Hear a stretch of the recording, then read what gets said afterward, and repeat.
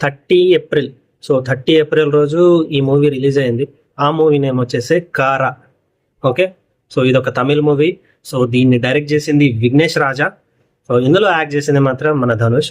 So కారా అంటే ఏం లేదు, జస్ట్ హీరో పేరు కరస్వామి. సో దాన్నే వాళ్ళు కారాగా పెట్టడం జరిగింది.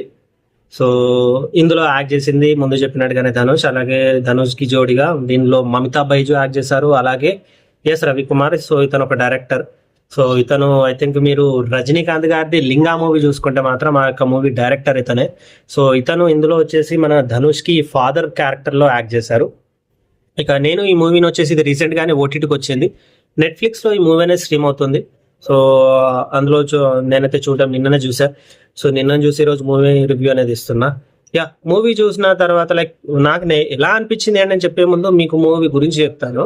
సో మూవీలో మన హీరో వచ్చేసి దొంగతనాలు చేస్తూ ఉంటాడు. సో అతను దొంగతనాలు మానేసి ఒక లాస్ట్ దొంగతనం ఒకటి చేద్దామని అనుకుంటాడు. సో అనుకున్న తర్వాత అప్పుడు మరి ఏం జరిగింది అని చెప్పేసి మీరు మూవీ చూస్తే తెలుసుకోవాలి.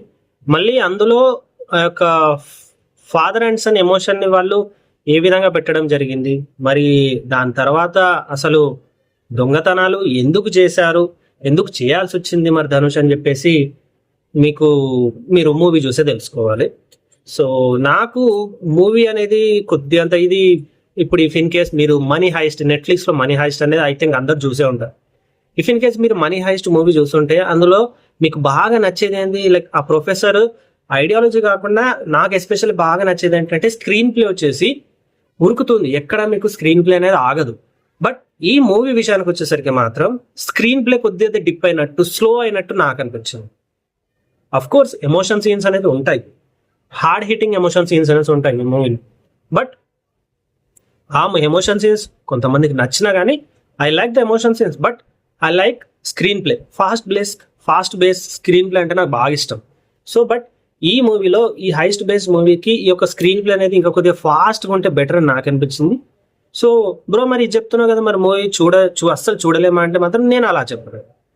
మూవీ అనేది మీరు డెఫినెట్గా చూడొచ్చు మూవీ. ఓకే, మూవీ అనేది మీకు ఎక్కడ లైక్ ఏ బోర్ వస్తుంది అని అయితే మీకు ఎక్కడ ఉండదు. ఓకే, మూవీ అయితే మాత్రం చాలా బాగుంటుంది.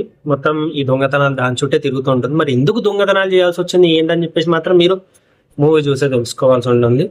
సో యా, యాక్టింగ్ విషయానికి వస్తే మాత్రం ఆఫ్ కోర్స్ ధనుష్ గురించి పెద్దగా చెప్పాల్సిన అవసరం లేదు, is a brilliant actor. So ఈ మూవీలో కూడా యాక్టింగ్ బాగా చింపేశాడు. ఎస్పెషల్లీ నాకు వాళ్ళ ఫాదర్ అంటే ధనుష్కి వాళ్ళ ఫాదర్ ఏవైతే రవికుమార్ గారు ఏవైతే ఉన్నారో వాళ్ళిద్దరి మధ్య వచ్చే సీన్స్ మాత్రం నాకు చాలా బాగా అనిపించాయి. ఇంకా వేరే అదర్ క్యారెక్టర్స్ లో మనకు అల వైకుంఠపురంలో హీరో ఫాదర్ గా చేసిన ఒక యాక్టర్ ఉంటాడు కదా, తబుకి జోరిగా చేస్తారు. సో అతను ఇందులో బ్యాంక్ రీజనల్ మేనేజర్ గా ఉంటారు. సో అతన్ని కూడా క్యారెక్టర్ నాకు బాగా అనిపించింది. ఇంకొకటి మలయాళం యాక్టర్ ఒక అతను ఉంటారు, అతను కూడా ఇందులో పోలీస్ క్యారెక్టర్ లో చేశారు, అతన్ని కూడా నాకు బాగా అనిపించింది.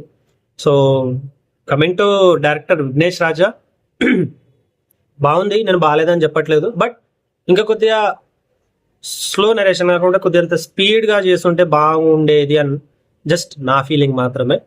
సో యా, ఇది మూవీ మీద నా ఒపీనియన్. సో ఈ మూవీ అయితే మనకు నెట్ఫ్లిక్స్ లో స్ట్రీమ్ అవుతుంది. అండ్ ఈ మూవీ పెద్దగా హైస్ట్ మీద బేస్ అయి ఉంటుంది కాబట్టి నాకు ఇంకేమనిపించింది అంటే కొద్దిగా అంటే లైక్ మమతా బైజుకి ధనుష్కి మధ్య సీన్స్ ఉంటాయి, నేను ఉండని నేను చెప్పను.